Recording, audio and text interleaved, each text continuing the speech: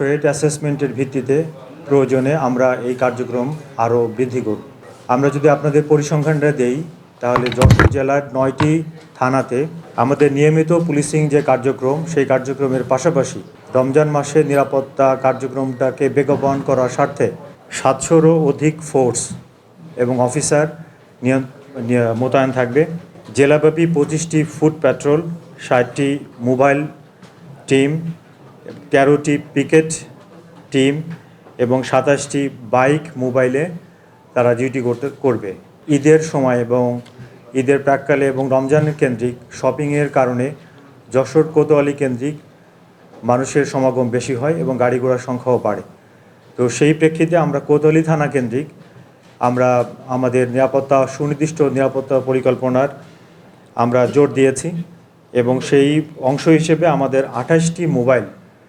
শহর এবং শহরতলিতে 28টি mobile party কাজ করবে। 4টি পিকেট পার্টি বিশেষ করে মার্কেট কেন্দ্রিক চুরি ছিনতাই এ জাতীয় কর্মকাণ্ড প্রতিরোধ করবার জন্য 4টি পিকেট পার্টি এবং 7টি ফুট প্যাট্রোল ডিফারেন্ট লোকেশনে তারা দায়িত্ব পালন করবে। এছাড়াও দিনে এবং রাতে আমাদের একাধিক বাইকে মোবাইল টিম অলিগলিতে যারা বিভিন্ন অপরাধ কেউ যদি করার চেষ্টা করে তাদেরকে যেন ধরতে পারা যায় এবং মেইন রাস্তা থেকে অপরাধ করে যাতে গলিতে পালিয়ে যেতে না পারে সেটাকে ঠেকানোর জন্যও মোবাইল পার্টিগুলো কাজ করে থাকবে। আমাদের যে সমস্ত জায়গাগুলোতে জনসমাগম বেশি হবে সেই জায়গাগুলোতে মানুষ যাতে ছিনতাইয়ের শিকার না হয় সেজন্য সাদা পোশাকে ছিনতাই প্রতিরোধ করবার জন্যে একাধিক বিশেষ টিম এরা দিনে এবং রাতে কাজ করবে এবং আমাদের প্রতিটি থানা এলাকাতে আমাদের একটা কুইক রেসপন্স টিম থাকবে এবং স্পেশালি কোতোয়ালি থানা কেন্দ্রিক আমাদের ডিবির একাধিক টিম রেডি টু মুভ এই পজিশনে প্রতিদিনই থাকবে, যাতে করে যে কোনো ঘটনা ঘটলে দ্রুততার সাথে আমাদের ডিবি অন্যান্য ইউনিফর্মধারী পুলিশের পাশাপাশি ডিবিও দ্রুত মুভ করতে পারে। রমজান কেন্দ্রিক যে ট্রাফিক আপনারা জেনে থাকবেন, গত 2-3 দিন আগে আমরা একাধিকবার আমাদের জেলার সকল সিনিয়র অফিসার সহ আমাদের ট্রাফিক পুলিশ এবং ইউনিফর্মধারী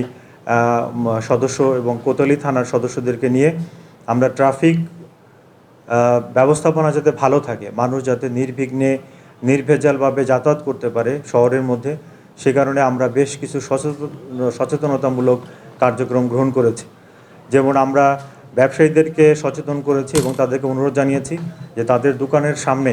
ফুটপথটা তারা যেন কোনোভাবে দখল না করেন এবং কোনো ফুটপথে যেন কোনো লোক না বসে, সেটার জন্য আমরা ক্ষুদ্র ব্যবসায়ী যারা আছে তাদেরকেও আমরা অনুরোধ জানিয়েছি। তো আমরা যে নিরাপত্তা পরিকল্পনা নিয়েছি আমাদের মূল উদ্দেশ্য হচ্ছে আমাদের যশোরবাসী যারা যশোরে বসবাস করেন বা বাইরে থেকে যারা যশোরে ঈদ বা অন্য উদ্দেশ্যে আসবেন তারা যাতে করে নিরাপদ থাকেন সেই জন্য হচ্ছে আমরা এই নিরাপত্তা পরিকল্পনা গ্রহণ করেছি। কিন্তু এই নিরাপত্তা পরিকল্পনা সত্যিকার অর্থে বাস্তবায়ন হবে এবং মানুষকে আমরা নিরাপদ রাখতে পারবো যদি সকলে মিলে আমরা সকল শ্রেণী পেশার মানুষ আমাদেরকে সহযোগিতা করেন।